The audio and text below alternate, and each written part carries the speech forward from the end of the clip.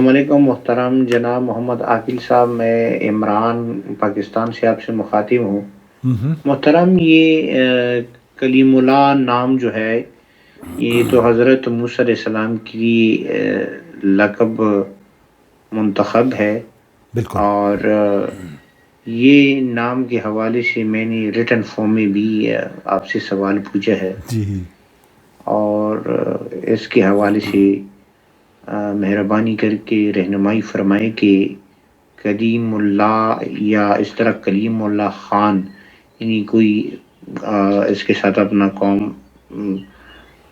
اس نام کے ساتھ لگائے کلیم اللہ خان، تو اس نام کے حوالے سے رہنمائی فرمائے، جزاک اللہ۔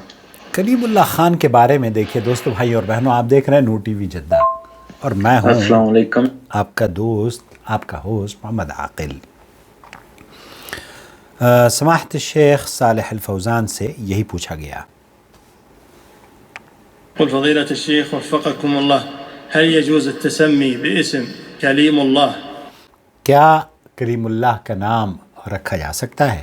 نقول إن هذا الاسم خاص بالنبي موسى عليه السلام۔ کیا اس نام کو یا خاصیت ہے یا کوئی یہ صرف موسیٰ علیہ السلام کے لیے تھا؟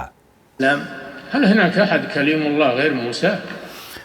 شیخ صالح الفوزان پوچھ رہے ہیں کہ وہاں پر کوئی، کیا آپ لوگوں کے درمیان یا اس دنیا میں کوئی اور دوسرا شخص ہے جسے اللہ رب العالمین نے اس شرف سے نوازا ہو کہ ہم کلام ہوا ہو، اللہ سے گفتگو کرنے کا شرف تو موسیٰ علیہ السلام کو ملا ہے؟ خليل الله اللي يسمونه ما يجوز، هذا خاص بإبراهيم ومحمد صلى الله عليه وسلم۔ ابراہیم و محمد صلی اللہ علیہ وسلم، موسیٰ علیہ السلام، یہ ان لوگوں کے لیے ہیں جو انبیاء اور رسل تھے، اللہ رب العالمین سے انہوں نے ہی گفتگو کی تھی۔